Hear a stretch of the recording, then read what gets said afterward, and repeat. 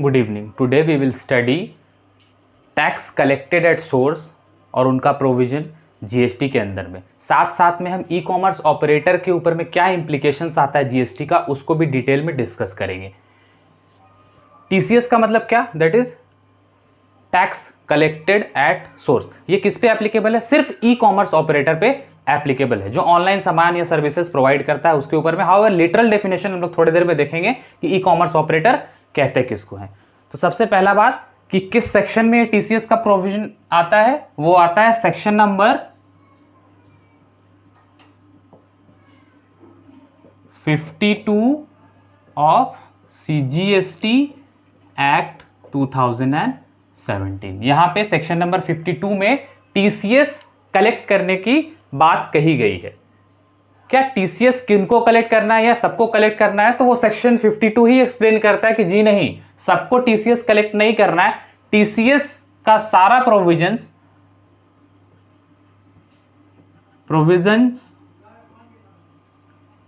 Related to TCS shall only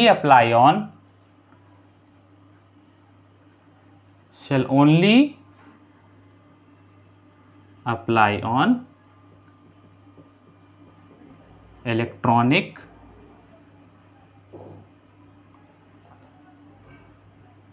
commerce operator.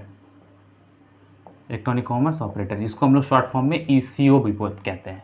Electronic commerce operator, सिर्फ इनके ऊपर ही TCS की लाइबिलिटी है। अब इलेक्ट्रॉनिक कॉमर्स ऑपरेटर को भी जीएसटी एक्ट डिफाइन करता है। कहां पे डिफाइन करता है? डिफाइन करता है सेक्शन 2 में सबसेक्शन 45। इलेक्ट्रॉनिक कॉमर्स को बहुत ही वाइडली डिफाइन किया गया है, जिसमें बहुत बड़ा कवरेज है। बहुत सारी वेबसाइट्स जो कि डिजिटल प्लेटफॉर्म पे काम करती, इसके अंदर में कवर हो जाती है। अब डेफिनेशन को एक बार हम लोग समझ लेते हैं। डेफिनेशन क्या है? Any person, electronic commerce operator बोलेंगे किसको? Any person who owns, operates और मैनेजेस डिजिटल और इलेक्ट्रॉनिक फैसिलिटी और platform for e commerce. E commerce के लिए कोई भी ऐसा पर्सन जो ई कॉमर्स पर्पस के लिए ओन करता है या मैनेज करता है या ऑपरेट करता है किसी भी प्लेटफॉर्म को, एक मीडियम प्रोवाइड करता है जहां से ई कॉमर्स को कंडक्ट किया जा सके, तो वैसे पर्सन्स को हम क्या कहते हैं? Electronic commerce operator. जो वेबसाइट वगैरह होती है, they are known as electronic commerce operator, through which we do electronic commerce. Electronic commerce का भी डेफिनेशन है, उसको भी हम लोग थोड़ी देर में देख लेंगे। पहले इसका कुछ एग्जाम्पल समझ लेते हैं। एग्जाम्पल्स क्या है? जैसे कि जहां पे गुड्स सेल होता है, एक ई कॉमर्स का वो एग्जाम्पल हो सकता है। जैसे कि एग्जाम्पल हम ले लें अमेजॉन या फ्लिपकार्ट। अमेजॉन जहां पे सर्विसेज प्रोवाइड की जाती है, जैसे Zomato, urban clap,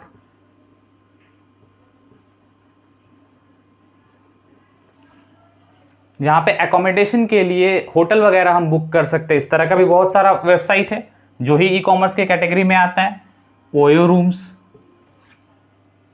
make My trip,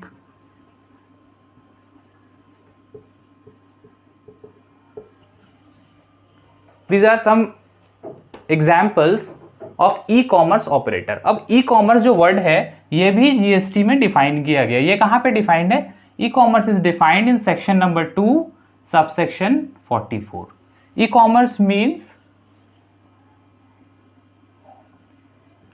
supply of goods or services, supply of goods or services और both including digital products, digital products. अब डिजिटल प्रोडक्ट्स क्या होता है? डिजिटल प्रोडक्ट्स का मतलब कोई फिजिकल प्रोडक्ट आपको नहीं मिलेगा। डिजिटल प्रोडक्ट जैसे कोई ई बुक, इलेक्ट्रॉनिक बुक जो सिर्फ आपको रीडिंग पर्पस के लिए अवेलेबल होगा, कोई फिजिकल बुक आपको अवेलेबल नहीं होगा। कोई game that is only being played on the electronic medium, तो these are known as digital product, वो भी कवर होता है ई कॉमर्स के एक्टिविटी में। सप्लाई ऑफ गुड्स और services are both including digital products through, किसके थ्रू से ये सप्लाई होगा? ये सप्लाई होगा थ्रू इलेक्ट्रॉनिक और डिजिटल नेटवर्क से, यानी ऑनलाइन। तो अगर कोई भी इस तरह का कोई भी प्रोडक्ट को ऑनलाइन सेल करने के लिए एक प्लेटफॉर्म देता है तो they are known as electronic. Sell करने के लिए या कोई सर्विस प्रोवाइड करने के लिए कोई भी प्लेटफॉर्म प्रोवाइड करता है, एक वेबसाइट के जैसा कोई कुछ चीज आपको प्रोवाइड करता है, तो that person is known as e commerce operator.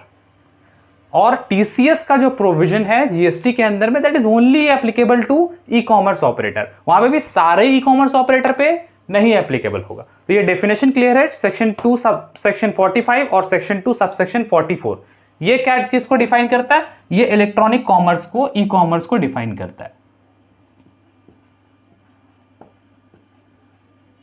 ये ई कॉमर्स को डिफाइन करता है और ये ई कॉमर्स ऑपरेटर को डिफाइन करता है। ऑपरेटर कौन है? जो कोई भी इलेक्ट्रॉनिक मीडियम को, फैसिलिटी को, प्लेटफॉर्म को मैनेज, ओन या ऑपरेट कर रहा है। ठीक है, अब चलिए, क्या टीसीएस का प्रोविजन सब पे एप्लीकेबल होगा, सारे ई कॉमर्स ऑपरेटर पे? तो वो हम लोग को समझना पड़ेगा। उससे पहले हमको ई कॉमर्स ऑपरेटर को दो कैटेगरीज में हम डिस्ट्रीब्यूट करेंगे। We will distribute e commerce operator into 2 categories. First e commerce operator, हम इसको ई कॉम ऑपरेटर लिख देते हैं, ये पूरे लिख दो।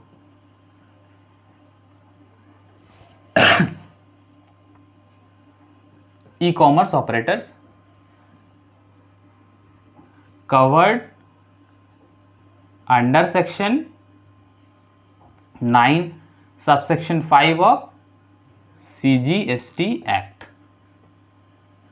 ऐसे ई कॉमर्स ऑपरेटर जो सेक्शन 9 सबसेक्शन 5 में कवर होते हैं, और other e commerce operators, other e commerce operators जो section 9 subsection 5 of the CGST act में कवर है, उन पे टीसीएस का प्रोविजन एप्लीकेबल नहीं होता। टीसीएस नॉट एप्लीकेबल, पहला बात। अभी क्या होता है इसको भी समझ लेंगे अभी थोड़ी देर में, बट पहले बात, टीसीएस इस पे एप्लीकेबल नहीं होता है। यहां पे टीसीएस एप्लीकेबल होने के लिए 2 कंडीशन है, उसको हम लोग देखेंगे, बट यहां पे टीसीएस एप्लीकेबल नहीं होता है। आप समझिए कि सेक्शन 9 सबसेक्शन 5 क्या कहता है।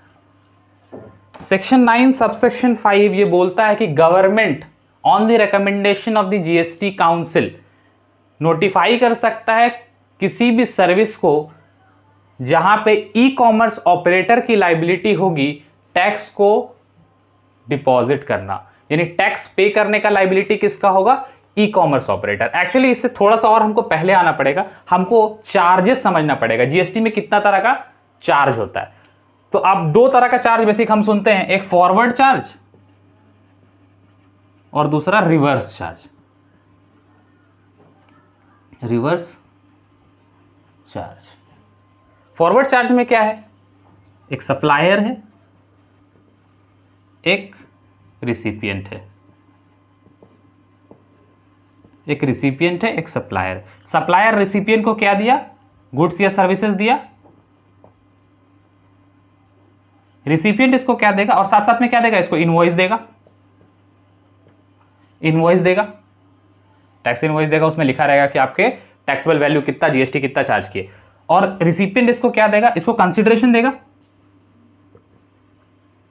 पैसे देगा, इसको सामान लिया भाई पैसे देगा, पैसे देगा प्लस टैक्स का पैसा देगा, CGST हो, IGST हो, SGST हो, UT GST हो, सेसो जो भी बनता है इसको देगा। अब ये टैक्स का पैसा यानी कि इसको GST लिखते हैं हम लोग। GST और कंसिडरेशन सप्लायर के पास आ गया। अब सप्लायर क्या करेगा, GST तो भाई गवर्नमेंट का, ये उठा के गवर्नमेंट को जमा करा देगा और बताएगा कि इस रिसिपिएंट से हमने ये कलेक्ट किया है, ये हमने पाया है इतना अमाउंट ऑफ GST और इसको हम डिपॉजिट करा देते हैं। डिपॉजिट कहाँ, गवर्नमेंट के पास करा दिया जाके GST। This is known as simple forward charge mechanism. ज़्यादातर गुड्स और सर्विसेज में यही अप्लाई होता है, बट किसी किसी केसेस पे कुछ गुड्स और सर्विस पे डिपेंड करता है और कुछ value of transaction and nature of supplier पे डिपेंड करता है। उस केस में क्या होता है, ये मैकेनिज्म ऐसे नहीं काम करेगा। अब इसको समझिए, यहाँ पे कौन GST जमा करा रहा था, रिसिपिएंट GST और कंसिडरेशन दोनों सप्लायर को दे दिया और सप्लायर GST का पैसा गवर्नमेंट को जमा करा दिया। रिवर्स चार्ज में थोड़ा सा डिफरेंट है। रिवर्स चार्ज क्या है, सब कुछ ऐसे ही होगा बट कंसिडरेशन ही सिर्फ दिया जाएगा सप्लायर को, GST नहीं दिया जाएगा। GST खुद से रिसिपिएंट ऑफ द गुड्स और सर्विसेज खुद से गवर्नमेंट को डिपॉजिट करा देगा कि हाँ हमने ये सर्विस या गुड्स हमने प्रोक्योर किया है और इसके अगेंस्ट में इतना GST बनता है, बट क्योंकि रिवर्स चार्ज के अंदर कंसिडर होता है तो हम GST का पैसा सप्लायर को ना देके खुद ही GST का पैसा गवर्नमेंट तक पहुंचा देंगे। कुछ गुड्स जैसे कैश्यू नट वगैरह किसी किसी गुड्स में, और कुछ सर्विसेज जैसे स्पॉन्सरशिप की सर्विसेज हो गई, एडवाइजरी सर्विस हो गया, जैसे लीगल एडवाइजरी सर्विस वगैरह में वो कवर होता है। वो एक अलग सा चैप्टर है, इसको हम लोग लेवी और चार्ज का चैप्टर पे देखते हैं। तो ये दो तरह का चार्ज है, एक ये हो गया रिवर्स चार्ज। डिफरेंस क्या है, रिवर्स और फॉरवर्ड चार्ज में क्या डिफरेंस है? फॉरवर्ड चार्ज में क्या है कि GST कंसिडरेशन के साथ भी GST सप्लायर तक आ गया और supplier will pay to the government.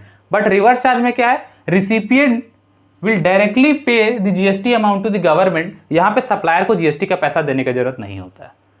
कुछ कुछ सर्विसेज और कुछ कुछ गुड्स इसके लिए नोटिफाई किया गया। ये हुआ रिवर्स चार्ज और फॉरवर्ड चार्ज। हमेशा याद रखिए रिवर्स चार्ज फॉरवर्ड चार्ज में दो ही पार्टी इन्वॉल्व है, सप्लायर और रिसिपिएंट। बट एक तीसरा चार्ज है जिसको हम लोग ई-कॉमर्स ऑपरेटर बोलते हैं, ये डिफरेंट है। ई-कॉमर्स ऑपरेटर जो 9(5) में कवर है वो थोड़ा डिफरेंट है। यहां पे अब तीन पार्टी इन्वॉल्व हो जाएगा। एक है सप्लायर, एक्चुअल सप्लायर जो है, एक है ई-कॉमर्स ऑपरेटर,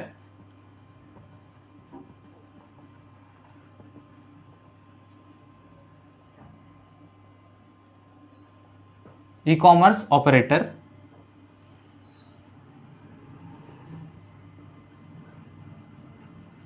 और तीसरा है रिसिपिएंट।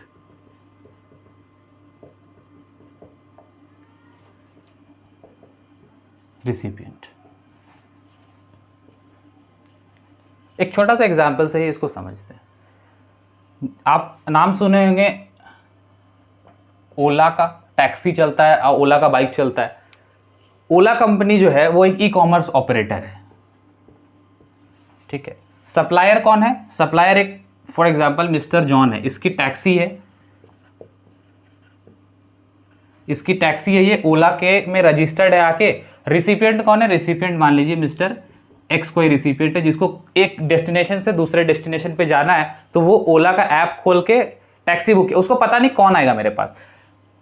ओला वाला क्या किया, जो इसके पास रिक्वेजिशन आया, जो रिक्वेस्ट आया, वो मिस्टर जॉन को सप्लाई कर दिया कि भाई मिस्टर एक्स यहाँ पे हैं, उनको वहां से पिक करके एक पर्टिकुलर लोकेशन पे ले जाके ड्रॉप कर दीजिए। मिस्टर जॉन यहाँ पे सप्लाई कौन दे रहा है? एक्चुअली में सप्लाई कौन दे रहा है? सब मूवमेंट का जो सप्लाई है, इनको मूव कराना एक जगह से दूसरी जगह, पैसेंजर का ट्रांसपोर्टेशन होना है, इसको एक्चुअल सप्लाई कौन दे रहा है?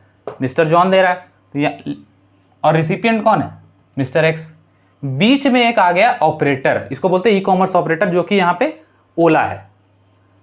अभी जो 9(5) में अगर कवर है, 9(5) में कवर है, तो यहां पे टैक्स डिपॉजिट करने का लायबिलिटी पता है किसका है? ना रिसिपिएंट का है, ना सप्लायर का है। यहां पे टैक्स डिपॉजिट करने का लायबिलिटी ई-कॉमर्स ऑपरेटर के ऊपर में। किसके ऊपर में? ई-कॉमर्स ऑपरेटर के ऊपर में। यानी इसको पेमेंट दे देगा प्लस टैक्सेस जो भी है। अब ये मान लो 100 रुपीज का फेयर बना, 100 रुपीज को पे कर दिया प्लस 18% के हिसाब से GST, तो 118 इसके पास आ गया। ओला क्या करेगा? 18 रुपीज गवर्नमेंट को पे कर देगा। अब यहां पे लायबिलिटी किसका है? ओला का है।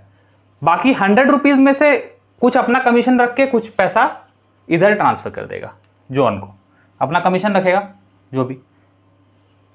तो this is the mechanism which is covered in section 9 subsection 5। But यहाँ पे बहुत लिमिटेड या बोल सके तो 3 ही ऐसा सर्विसेज है यहाँ पे। सबसे पहला बात है ई कॉमर्स ऑपरेटर जो सेक्शन 9 सबसेक्शन 5 में कवर है, यहाँ पे गुड्स वाला कोई बात नहीं होगा, सिर्फ सर्विसेज के लिए बात होगा। उस पर भी कौन सा सर्विसेज, जिसको सेंट्रल गवर्नमेंट नोटिफाई करता है on the recommendation of GST council, on the recommendation of GST council. तो जीएसटी आने से पहले ही एप्लीकेबल हुआ 1 जुलाई से, तो 1 जुलाई से ही बता दिया गया कि वो कौन सा 3 ऐसा सर्विसेज होगा जो इंट्रा स्टेट दिया जा रहा हो। याद रखिएगा सर्विसेज है इस पे covered, that is intra state services, intra state.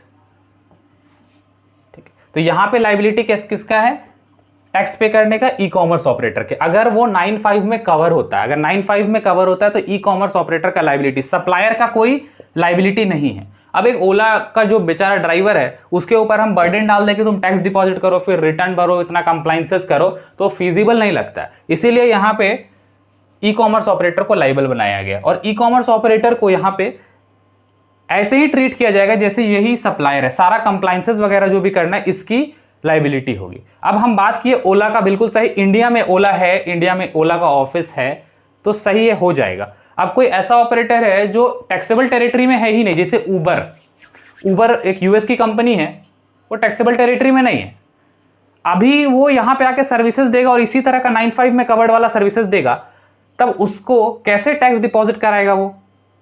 उस केस में उसको यहां पे इंडिया में एक रिप्रेजेंटेटिव अपॉइंट करना होगा, और रिप्रेजेंटेटिव इसके बिहाफ में एक्ट करेगा। टैक्स का डिपॉजिट करना, रिटर्न का फाइल करना, वो रिप्रेजेंटेटिव का पर्पस होगा।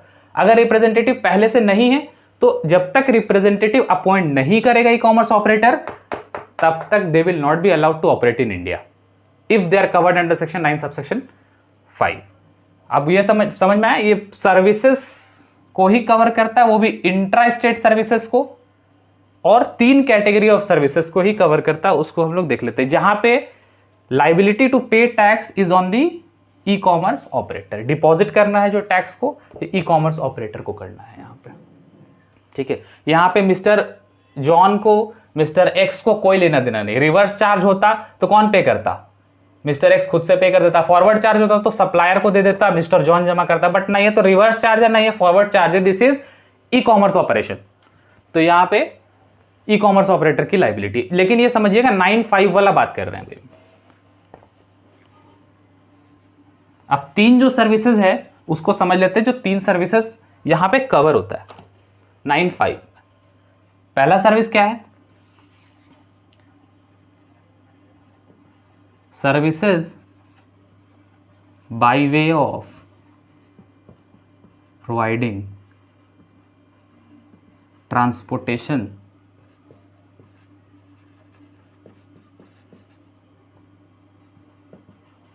To passengers through. ये 3 ही सर्विस को गवर्नमेंट अभी नोटिफाई किया है अंडर सेक्शन 9 सबसेक्शन 5, जहां पे liability to pay tax is with the e commerce operator, and e commerce operator will be treated as he is the actual supplier for the purpose of compliances only. कुछ भी नहीं होगा, tax जमा नहीं होगा, तो ना सप्लायर से पूछा जाएगा ना रिसिपिएंट से पूछा जाएगा, ई कॉमर्स ऑपरेटर से पूछा जाएगा कि आपके प्लेटफॉर्म पे आके इतना ट्रांजैक्शन हुआ, टैक्स क्यों नहीं पे किया आप? तो services by the way of providing transportation to passenger through radio taxi,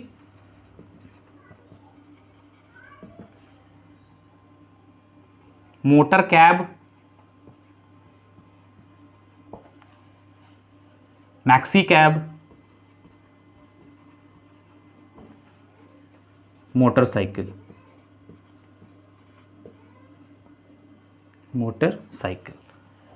ये सर्विसेज है, तो ये कवर्ड है। बट इंट्रा स्टेट होना चाहिए, ये चीज ध्यान में रखना। Services by the way of providing transportation to passengers, यहां पे गुड्स ट्रांसपोर्टेशन का बात नहीं हो रहा, बिल्कुल नहीं हो रहा, पैसेंजर ट्रांसपोर्ट का बात हो रहा है। और किस किस चीज से? ट्रेन से नहीं, एरोप्लेन से नहीं, कोई वेसल से नहीं, रेडियो टैक्सी से, मोटर कैब से, मैक्सी कैब से और मोटरसाइकिल से। अभी मोटरसाइकिल वाला भी स्टार्ट हो गया ई कॉमर्स के थ्रू से, जैसे रैपिडो है या ओला बाइक है, तो वो यहां पे कवर है। अभी हम एक बाइक, मान लो कोई ओला बाइक्स पे रजिस्टर्ड है, कोई सप्लायर एक्चुअल में वो बाइक लेके जाएगा और रिसिपिएंट को एक लोकेशन से दूसरे लोकेशन तक पहुंचाएगा, तो यहां पे टैक्स जो बनता है उसको डिपॉजिट करने का लायबिलिटी राइडर के ऊपर में नहीं है, यानी कि जो एक्चुअल सर्विस प्रोवाइड कर रहा है उसके ऊपर में नहीं, रेदर देन ये लायबिलिटी ओला बाइक्स वाले के ऊपर है, ओला बाइक का जो कंपनी ऑपरेट कर रहा है यानी ई कॉमर्स जो है उसके ऊपर है। रेडियो टैक्सी, अच्छा यहां पे वर्ड लिखे हम, पैसेंजर समझ में आ गया। रेडियो टैक्सी क्या है? रेडियो टैक्सी मतलब ऐसा टैक्सी जिसमें जीपीएस या जीपीआरएस सिस्टम लगा हुआ है और उसका ट्रैकिंग हो रहा है, that is known as radio taxi. आजकल जितना भी ओला वगैरह होता है आप उसको ट्रेस करते हैं अपने मोबाइल पे कि कहां पहुंचा, तो दैट इज थ्रू जीपीएस और जीपीआरएस सिस्टम, वो लगा हुआ होना चाहिए। दूसरा मोटर कैब, वैसा अगर रेडियो टैक्सी नहीं तो मोटर कैब है। मोटर कैब को डिफाइन किया गया है, ये हायरिंग पे मिलता है और रिवार्ड पे, लेकिन इसमें पैसेंजर का कैपेसिटी एक्सक्लूडिंग ड्राइवर, पैसेंजर का capacity excluding driver should not exceed 6 लोग से ज्यादा नहीं होगा, तभी मोटर कैब उसको कहेंगे। ये हायरिंग पर्पस के लिए ही मिल रहा है, भाड़ा में ही मिल रहा है गाड़ी, बट मोटर कैब का डेफिनेशन, ये सब जो डेफिनेशन है ना, that is defined under motor vehicles act. तो मोटर कैब का मतलब क्या है? जिसमें ड्राइवर को एक्सक्लूड करके सिर्फ 6 लोग बैठ सकते हैं। मैक्सी कैब इससे थोड़ा बड़ा होता है, इसमें 6 से ज्यादा लोग बट नॉट एक्सीडिंग 12 से ज्यादा लोग नहीं बैठ पाएगा एक्सक्लूडिंग ड्राइवर, वो कवर है। मोटरसाइकिल, अब एक बस कर लिए पैसेंजर ट्रांसपोर्ट सर्विसेज के लिए, तो यहां पे वो कवर नहीं है। Second, services by way of providing accommodation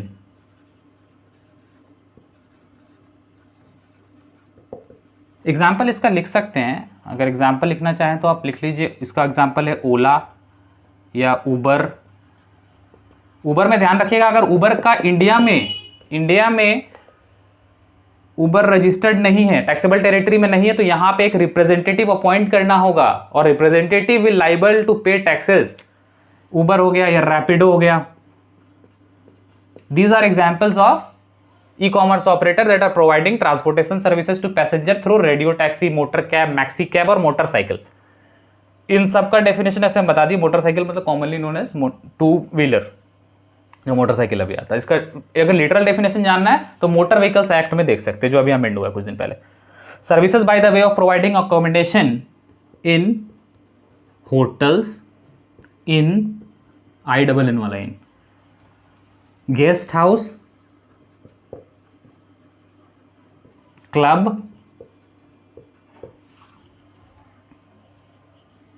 और any other commercial place for residential और lodging purposes, lodging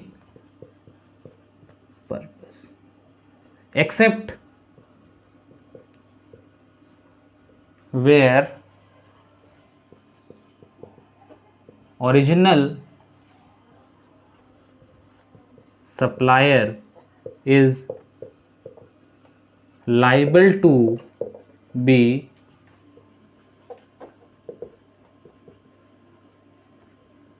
registered under section 22 subsection 1। Services, पहला सर्विस क्या था? Services by way of providing transportation to passenger through radio taxi, motor cab, maxi cab और motorcycle. दूसरा service क्या है? Second services जहां पे हम एकोमोडेशन प्रोवाइड करते हैं इन होटल्स और इन गेस्ट हाउस में, क्लब में, कोई भी जहां पे एक कॉमर्शियल प्लेस हो जिसको रहने के लिए यूज किया जा रहा हो और लॉजिंग पर्पस के लिए यूज किया जा रहा हो, एक्सेप्ट वहां पे ई कॉमर्स ऑपरेटर का लायबिलिटी नहीं बनेगा। एक्सेप्ट जहां से बोल रहे हैं वहां से ई कॉमर्स ऑपरेटर का लायबिलिटी नहीं बनेगा। जहां पे जो ओरिजिनल सप्लायर है उसकी लायबिलिटी है कि वो रजिस्टर्ड हो जाए सेक्शन 22 में। ठीक है, एग्जाम्पल एक होटल है, वो रजिस्टर्ड है, इसका एग्जाम्पल होगा। यहां का ई कॉमर्स ऑपरेटर का अच्छा एग्जाम्पल है ओयो रूम्स जो भी है। ओयो क्या है? ओयो क्या करता है, आप उस पर लॉगिन करके जाके कोई भी लोकेशन पर होटल बुक कर सकते हैं, कोई गेस्ट हाउस बुक कर सकते हैं। तो यहां पे अगर जो होटल आप बुक कर रहे हैं वो रजिस्टर्ड नहीं है या रजिस्ट्रेशन का लाइबिलिटी नहीं है उसका, क्यों जीएसटी का उतना उसका थ्रेशोल्ड लिमिट नहीं आता, तो वो अपना रजिस्टर नहीं कराया है। उस केस में अगर रजिस्टर्ड नहीं है और आप उससे सर्विसेज लेते हैं तो वहां पे टैक्स डिपॉजिट करने का जो लाइबिलिटी है that will be on e commerce operator, that will be on e commerce operator. ठीक है, ई कॉमर्स ऑपरेटर तो चार्ज करेगा आपको, प्लस जीएसटी चार्ज करेगा, और वो क्योंकि जीएसटी आगे फॉरवर्ड नहीं कर सकते। क्यों नहीं फॉरवर्ड कर सकते? क्योंकि जो होटल वाला ओनर है वो तो रजिस्टर्ड ही नहीं, उसको जीएसटी देंगे तो क्या फायदा, कैसे जमा कराएगा? तो ई कॉमर्स ऑपरेटर खुद से जीएसटी को जमा कराएगा। लेकिन अगर रजिस्टर्ड है होटल या कोई भी गेस्ट हाउस जो रजिस्टर्ड है, तो उस केस में फिर ई कॉमर्स का लाइबिलिटी नहीं रहेगा। फिर उस केस पे जो टैक्स का अमाउंट है वो होटल को ट्रांसफर कर दिया जाएगा और hotel will pay on his behalf और इट्स बिहाफ। ओके, तो there are two services till now. Third service, इसका एग्जांपल हो गया ओयो। थर्ड सर्विस ये इसके लिए नहीं है।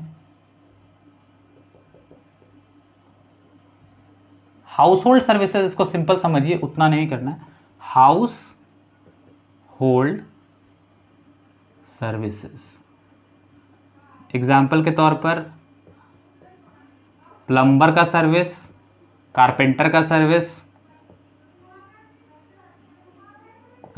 सर्विस, एक्सेप्ट यही वाला क्लॉज कि original supplier is liable to be registered under section 22, except where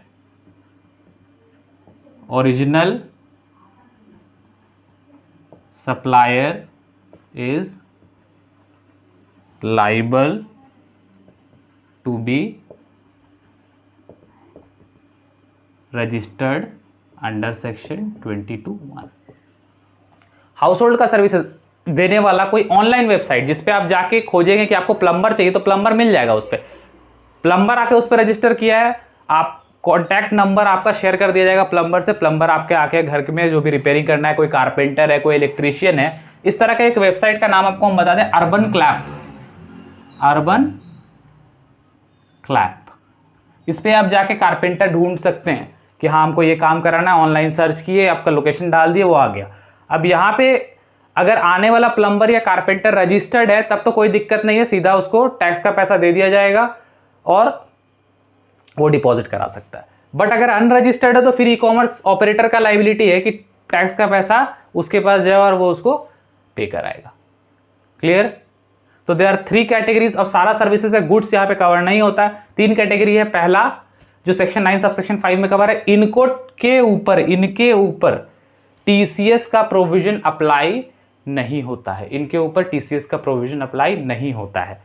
clear है?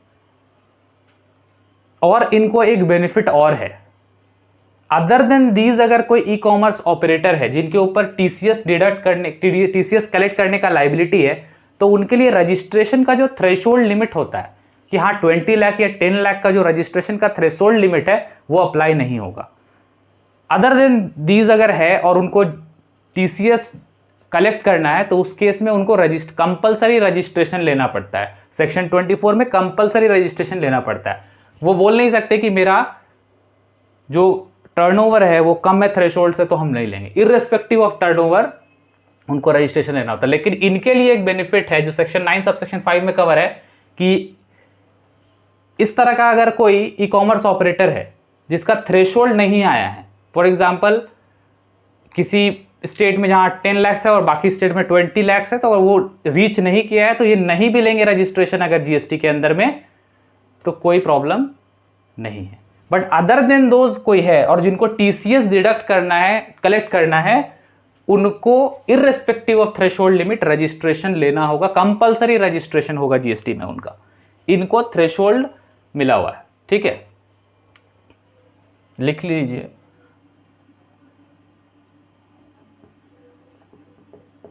Registration requirement shall depend upon threshold limit।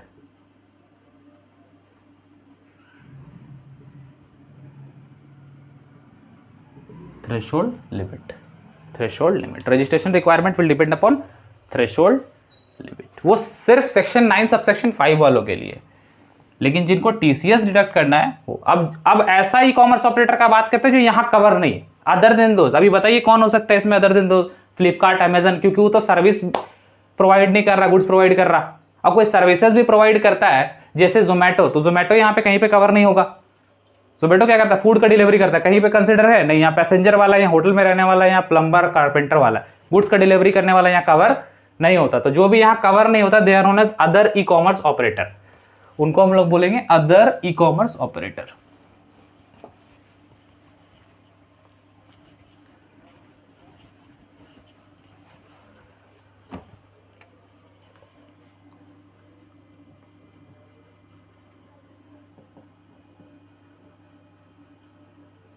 Other e commerce operators.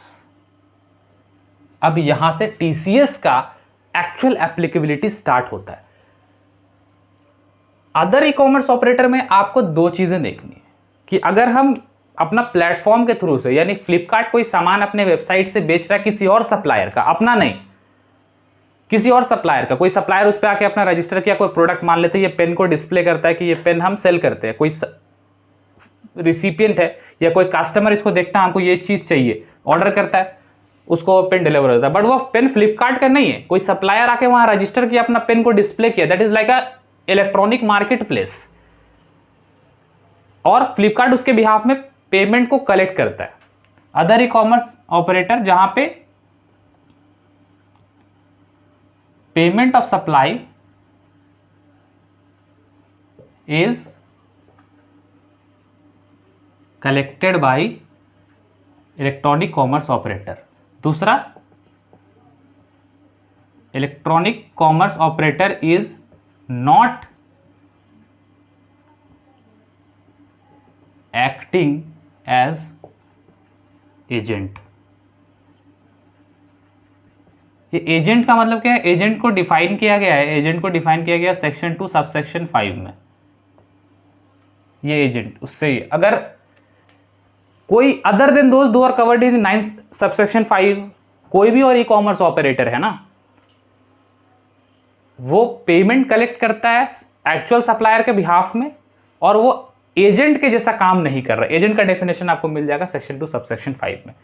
इसके अलावा कोई भी ई कॉमर्स ऑपरेटर है तो उनके ऊपर टीसीएस विल अप्लाई, यानी provisions of TCS will apply, और उनको टीसीएस कलेक्ट करना है, टीसीएस कलेक्ट करना है। किस चीज पे टीसीएस कलेक्ट करना है? TCS will be collected, TCS shall be collected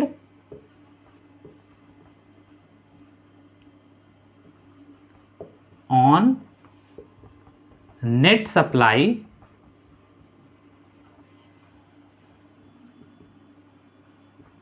from particular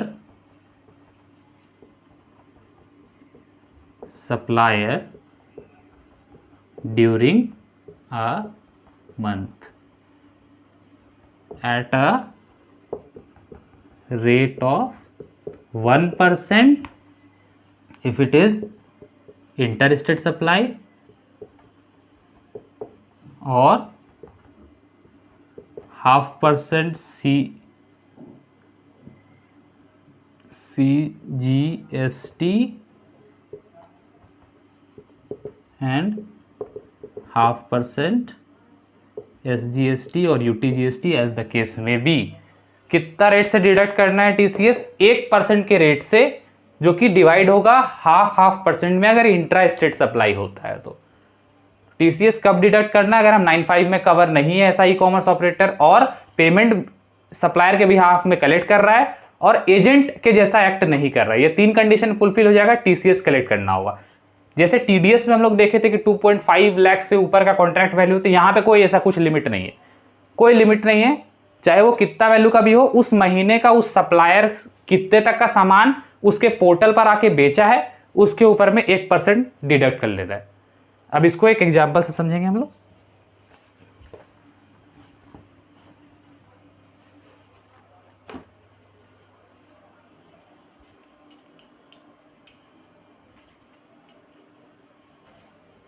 इसको एक एग्जांपल से समझिए।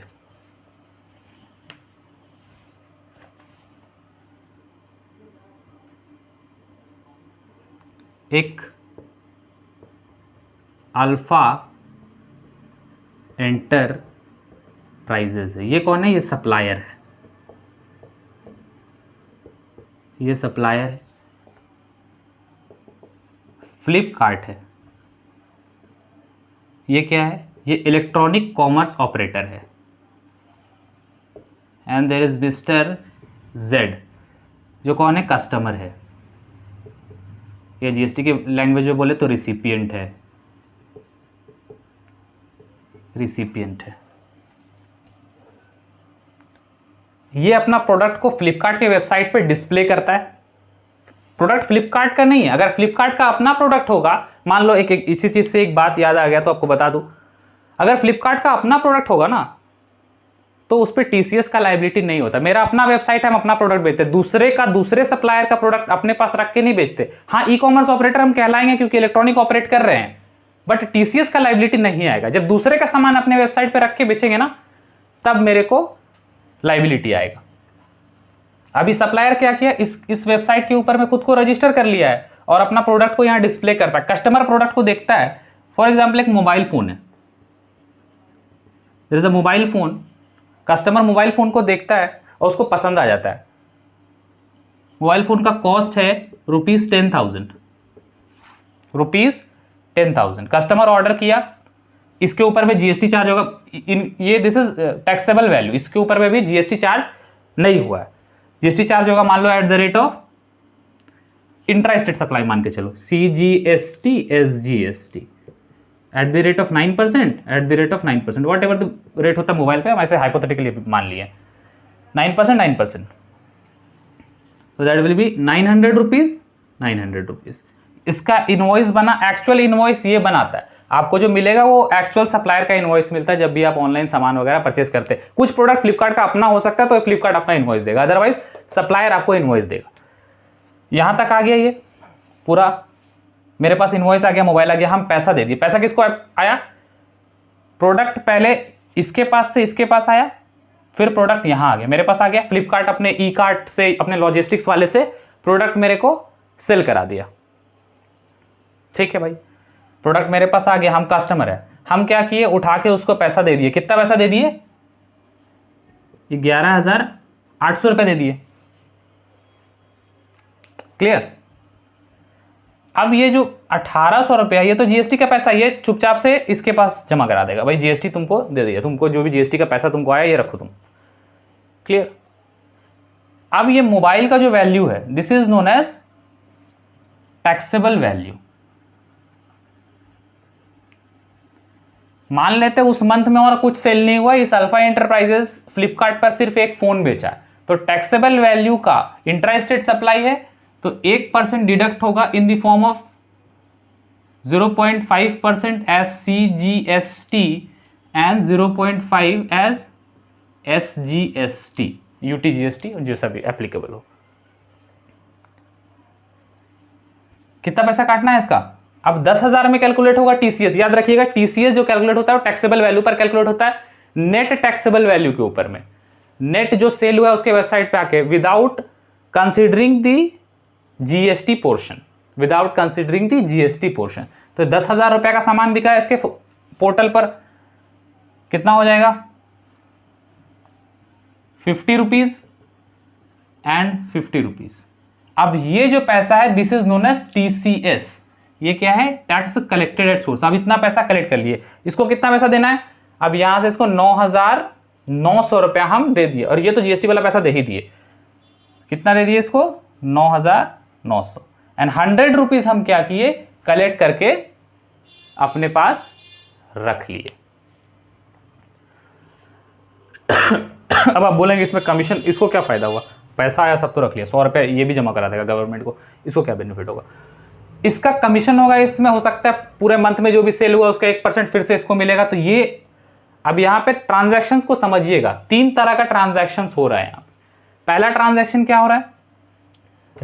रिसिपिएंट या कस्टमर जो है वो फ्लिपकार्ट को पैसा दिया विथ टैक्स, तो ये टैक्स यहाँ से यहाँ चला गया। ये एक्चुअल सप्लायर है, ये रिसिपिएंट है। दूसरा ट्रांजैक्शन क्या हुआ, इसमें इसने टीसीएस काट लिया टैक्सेबल वैल्यू के ऊपर में, क्योंकि ये ई कॉमर्स पोर्टल पर आके बेचा था। तीसरा ट्रांजैक्शन पता है क्या होगा, ये जो फ्लिपकार्ट है ये इससे कुछ कमीशन चार्ज करेगा। अब जो कमीशन चार्ज करेगा वो एक तरह का सर्विस दे रहा है फ्लिपकार्ट अल्फा इंटरप्राइजेस को, उसके ऊपर में फ्लिपकार्ट अपना इनवॉइस बना के देगा और उस पर जीएसटी चार्ज करेगा और फिर जीएसटी को जमा कराएगा। वो उस पर हम लोग नहीं जाएंगे अभी, एज अ टैक्स कलेक्टर इसको समझते हैं। अभी ये नॉर्मल टैक्स पेयर के जैसा इसको नहीं ट्रीट करते हैं, हालांकि वो भी एक ट्रांजैक्शन होना है इस पर, क्योंकि कोई ऐसे तो काम नहीं कर रहा, कुछ ना कुछ इसमें इसका बेनिफिट जरूर होगा, और जब बेनिफिट दे रहा है तो उसके अगेंस्ट में कुछ चार्जेस लेगा, और चार्जेस लेगा तो जीएसटी भी लेगा। तो वो वाला पोर्शन को भी इग्नोर करके चलेंगे, हम इसको as a e commerce operator देखते हैं। इसका काम क्या है, टैक्स को डिडक्ट कलेक्ट करना और डिपॉजिट करना। ठीक है, ये जो पैसा कलेक्ट हुआ है इसको क्या करना है, इसको जमा करा देना। कब तक जमा करा देना, अगर ये ट्रांजैक्शन मई में हुआ है, मई 2020 में हुआ है, तो 10th ऑफ जून 2020 तक ये पैसा गवर्नमेंट को जमा करा देना। यानी 10th ऑफ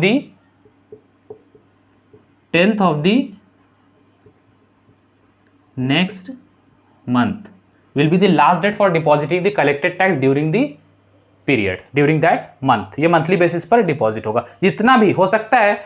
ये एक सप्लायर से काटा हो, वैसे अल्फा बीटा गामा 10 सप्लायर का टीसीएस काट के रखा हो तो सब जमा होगा before 10th of the next month. और जमा करने के साथ साथ में क्या करना है, एक फॉर्म है that is known as GSTR8, ये भी फिल करना है। वही डेट होता है 10th of the next month तक। इसमें सारा सप्लायर का डिटेल्स डाल देगा कि हाँ भाई इसका इतना सप्लाई हुआ और हमने इसके बिहाफ में इतना टैक्स को कलेक्ट किया।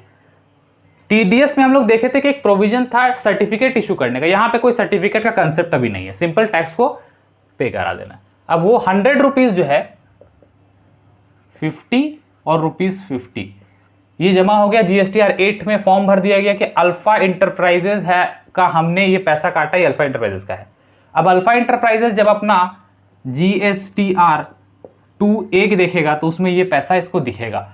दिखने के बाद में TCS वाले को वो क्लेम करके उस पैसे को, इस पैसे को अपने कैश लेजर में ट्रांसफर कर सकता है। और अपना जो आउटपुट टैक्स लाइबिलिटी बनता है इसका, जैसे ये जो लाइबिलिटी बना था 1800 रुपए का, इसमें से ये 100 रुपए यहां पे कम कर सकता है ये अपना। क्लियर है, आउटपुट टैक्स लाइबिलिटी से में से ये घटा देगा। ठीक है, अच्छा ये एक चीज यहां पे ये समझिए कि फ्लिपकार्ट अपना भी कुछ सामान बेचता है और अपना कुछ सामान खरीदता है। उसके पास एक as a normal tax payer भी रजिस्ट्रेशन है, as a normal tax payer भी एक रजिस्ट्रेशन है। तो उस केस में अगर ईसीओ का काम है तो एक ईसीओ का रजिस्ट्रेशन भी अलग से लेना होगा। नॉर्मल जो काम कर रहे हैं, अपना प्रोडक्ट बेच रहे हैं, उसके लिए जीएसटी है तो वो ठीक है, बट अगर ईसीओ का काम कर रहे हैं तो एक separate registration as a tax collector जाके लेना होगा जीएसटी के ऊपर में। एज अ टैक्स कलेक्टर ये रजिस्ट्रेशन लेगा। ठीक है, ये जो टीसीएस का पैसा है, ये जो काटे हैं, आपके पास हो सकता है क्रेडिट लेजर में कोई पैसा हो, आईटीसी कुछ हो, तो उससे ये पे नहीं होगा, ये कैश में ही आपको पे कराना पड़ेगा। GSTR8 भरेंगे तो कैश में पे करा के ये सप्लायर के नाम से जमा कराना होगा। सप्लायर इसका क्या करेगा, सप्लायर इसका अपना क्रेडिट ले लेगा। क्या करेगा, क्रेडिट लेगा इसका, रिड्यूस करेगा, क्रेडिट लेगा, या बोल सकते हैं reduce from the output tax liability.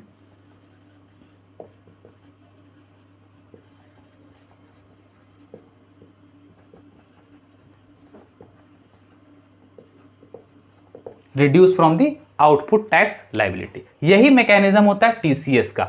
समझने का बात क्या है कि टीसीएस जो कटेगा वो नेट अमाउंट ऑफ सेल्स पे कटेगा, नेट अमाउंट ऑफ सेल्स पे कटेगा 10,000 पे। जीएसटी वाला अमाउंट पर परसेंटेज कैलकुलेट नहीं होगा। दूसरा बात, अगर कुछ सेल्स रिटर्न हो जाता है, कई बार ऐसा होता है, मान लो कि ये अल्फा इंटरप्राइजेस 2 फोन बेचा था महीने भर में, तो 20,000 वैल्यू का हुआ प्लस जो टैक्सेस हुआ, एक फोन रिटर्न आ गया। कई बार आप फ्लिपकार्ट में रिटर्न कर सकते हैं, तो रिटर्न आ गया, तो उस महीने में अगर सेल्स रिटर्न होता है तो उसको माइनस कर लेंगे, 10,000 रुपीज डिडक्ट कर लीजिएगा, यानी नेट वैल्यू लेना है। और आप टीसीएस फिर से 10,000 पे कटेगा। 20,000 का फोन बेचे, लेकिन एक फोन वापस आ गया, वापस सेल्स रिटर्न हो गया, तो सेल्स रिटर्न होने की वजह से जो अमाउंट फाइनली आता है उस पर हम वो डिडक्शन करेंगे। ठीक है, तो नेट वैल्यू जो भी उस मंथ में होगा उस पर्टिकुलर सप्लायर का, उसका 1% कलेक्ट करके डिपॉजिट कर देना है with in 10th of the next month, और GSTR 8 फिल कर देना है, GSTR 8 फिल कर देना है। ठीक है, अब यहां पे जो ई कॉमर्स ऑपरेटर है, यहां पे जो ई कॉमर्स ऑपरेटर है, समझने वाला, यहां पे जो ई कॉमर्स ऑपरेटर है इसको कंपलसरी रजिस्ट्रेशन लेना होगा।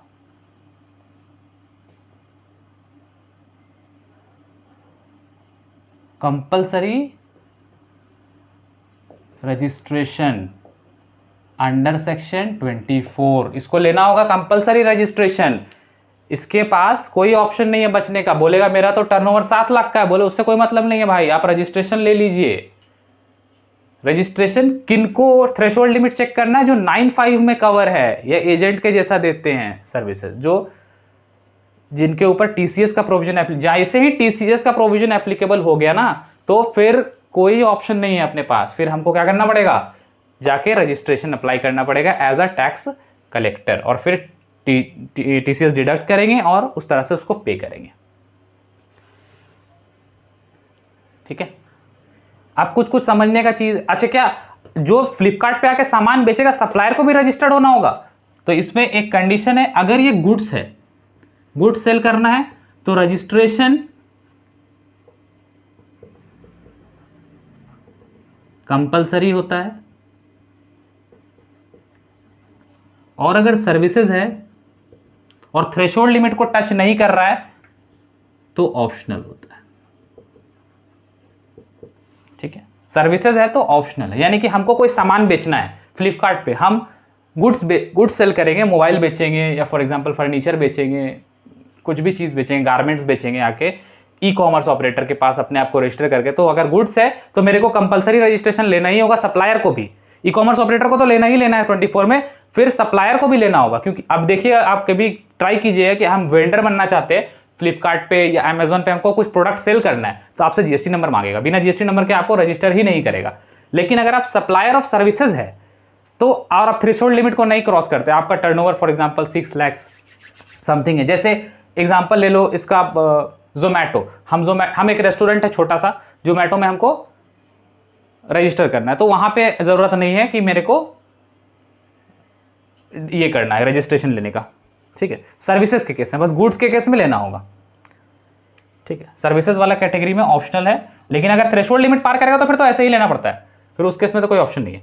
गुड्स वाले में ऐसे लेना पड़ेगा, ई कॉमर्स ऑपरेटर को हर केस में लेना पड़ेगा, एक्सेप्ट ऐसा ई कॉमर्स ऑपरेटर जो 9(5) में कवर है, या जो एज अ जिनके ऊपर TCS का लाइबिलिटी ही नहीं है, तो उनको लेने का जरूरत नहीं है रजिस्ट्रेशन। अच्छा, यहां तक बात क्लियर है? तो चलो थोड़ा सा और आगे चले।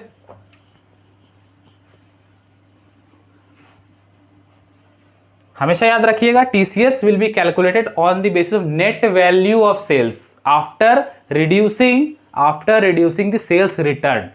जो टैक्सेबल वैल्यू आएगा, net taxable value from that particular supplier, उस पे 1% डिडक्ट करना है, 1% कलेक्ट करना है और उसको डिपॉजिट कर देना है with in 10th of the next month. Deposit करेंगे, हमेशा कैश वाला पेमेंट पैसा हो, ITC से यूटिलाइज करके यहाँ पे TCS को नहीं पे कर सकता है ई कॉमर्स ऑपरेटर। एक बार पेमेंट हो गया तो 2A में रिफ्लेक्ट करेगा, किसके 2A में, सप्लायर के 2A में, और सप्लायर उसका क्रेडिट ले सकता है, सप्लायर उसका क्रेडिट ले सकता है। उसको क्रेडिट क्या ले सकता है, कैश लेजर में है, कैश लेजर में है तो उसको यूटिलाइज कर सकता है for their output tax liability. I hope this is clear. Now सब कुछ छोटा छोटा सा प्रोविजन उसको समझ लीजिए। क्या ई कॉमर्स ऑपरेटर सेक्शन 10 वाला यानी कंपोजिशन रजिस्ट्रेशन ले सकता है? बिल्कुल नहीं, ई कॉमर्स ऑपरेटर का कंपोजिशन वाला रजिस्ट्रेशन नहीं हो सकता। कंपोजिशन वाला जो काम करते हैं उनको ई कॉमर्स में रजिस्टर नहीं होगा, इनका अलग से एक रजिस्ट्रेशन होगा। क्या अल्फा एंटरप्राइजेज सप्लायर हो सकता है कि वो कंपोजिशन डीलर हो और प्रोडक्ट आके फ्लिपकार्ट पे बेचता हो? तो ये भी पॉसिबल नहीं है। अगर गुड्स का केस है तो इनको नॉर्मल रजिस्ट्रेशन ही लेना होगा, सर्विस के केस में चाहे तो वो कंपोजिशन वाला रजिस्ट्रेशन ले सकता है, कंपोजिशन वाला रजिस्ट्रेशन ले सकता है। दूसरा बात, अगर RCM का केस है, रिवर्स चार्ज मैकेनिज्म अप्लाई होता है, जहां पे कस्टमर या रिसिपिएंट खुद से टैक्स पे करेगा, तो वहां पे RCM के केस में नो TCS, आरसीएम के केस में कोई टीसीएस नहीं होता है, ठीक है। Unregistered supplier can not sell their goods on e commerce portal, on e commerce portal, ठीक है। अच्छा, अभी एक एग्जाम्पल, एक प्रोविजन और है। फॉर एग्जाम्पल, हम एक सेल किए हैं, मेरे वेबसाइट से एक सेल हुआ है कुछ रुपीज़ 1 लाख का, टैक्सेस अभी नहीं लगा इस पर, मान लो टैक्सेबल वैल्यू है ये, ठीक है। ये सेल हुआ है मेरा जनवरी में, ठीक है, सेल का ट्रांजैक्शन हुआ जनवरी में, बट हमको जो पेमेंट आना है कस्टमर से वो आएगा फेब में। पेमेंट जो आएगा, सेल हुआ, पेमेंट आएगा फेब में, बट हम सप्लायर को अपने एंड से पे कर देते हैं।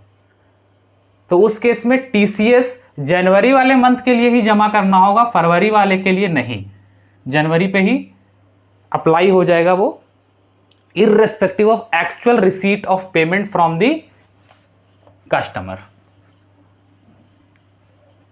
Actual receipt of the payment from the customer. और टीसीएस में एनुअल रिटर्न का भी प्रोविजन है सेक्शन 52 में ही, सेक्शन 44 में नहीं है इसका, सेक्शन 52 में ही है कि इनको भी एनुअल रिटर्न फाइल करना है। एनुअल रिटर्न कौन सा फाइल होगा इनके लिए, ई कॉमर्स ऑपरेटर के लिए, ईसीओ के लिए एनुअल रिटर्न क्या है, GSTR 9B। कब तक कर लेना होता है, 31 दिसंबर ऑफ नेक्स्ट ईयर।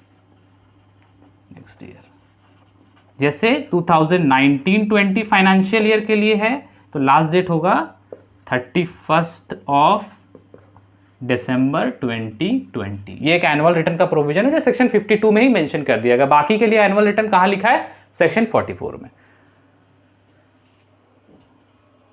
ठीक है। रजिस्ट्रेशन क्लियर है। अब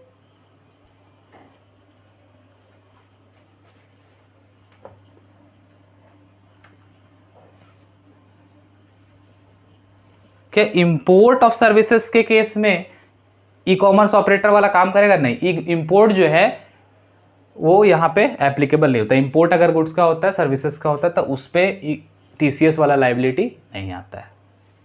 अच्छा, आजकल वेबसाइट पे गोल्ड सेल होता है, जैसे याद आया तो गोल्ड सेल होता है। क्या गोल्ड लगा सेल हो रहा है वेबसाइट के थ्रू में तो कि टीसीएस का लाइबिलिटी आएगा? हाँ आएगा, ऐसा कोई एग्जाम्पशन नहीं है कि गोल्ड सेल होगा तो नहीं आएगा। उस पर जो रेट है 3% है वो लगेगा, प्लस जितना का गोल्ड बिकेगा उतना पर टीसीएस काट के सप्लायर के नाम से फॉर्म GSTR 8 में सबमिट करा देना है, ठीक है। अगर टीसीएस का कोई भी प्रोविजन या टैक्स कलेक्ट करना था, टैक्स का कलेक्शन नहीं किए, तो उस केस में क्या होगा, उस केस में आपके ऊपर सेक्शन 122 का पेनाल्टी वगैरह लग सकता है, विच में एक्सीड टू 25,000 रुपीज। उसके अलावा not below the rank of deputy commissioner, कोई अगर आपको बोले कि ये डॉक्यूमेंट हमको चाहिए कि तुम महीने भर में कितना सेल किए हो या तुम्हारे सप्लायर के पास कितना स्टॉक है, अगर वो सब डिटेल फर्निश करने को बोला जाए नोटिस दे करके, तो विद इन 15 डेज अगर आप नहीं देते हैं नोटिस का जवाब, तो उस केस में आपके ऊपर फिर से पेनाल्टी लगाया जा सकता है, जो कि विच में एक्सटेंड अप टू ₹25,000 अगेन। तो ये, लेकिन ये नोटिस कौन इशू कर सकता है, officer not below the rank of deputy commissioner, यानी डेप्यूटी कमिश्नर या उनसे ऊपर का कोई होगा तो वही कर सकता है,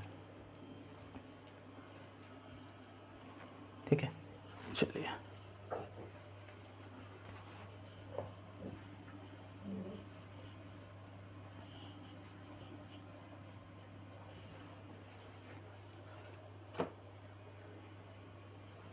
I hope this is clear. इसमें कोई थ्रेशोल्ड नहीं है, जैसे कि उसमें हुआ करता था ना टीडीएस में कि 2.5 लाख का कॉन्ट्रैक्ट एक्सीड करता है, इसमें वैसा कुछ भी नहीं है। कितना भी वैल्यू का कॉन्ट्रैक्ट है उसको आपको सबमिट करना होगा, टीडीएस डिडक्ट करना होगा और रिटर्न वगैरह फाइल करना होगा। टीसीएस डिडक्ट करना होगा और रिटर्न इसका फाइल करना होगा। रिटर्न किस फॉर्म में फाइल होता है, GSTR 8 में। कब तक फाइल होता है, 10th of the next month तक।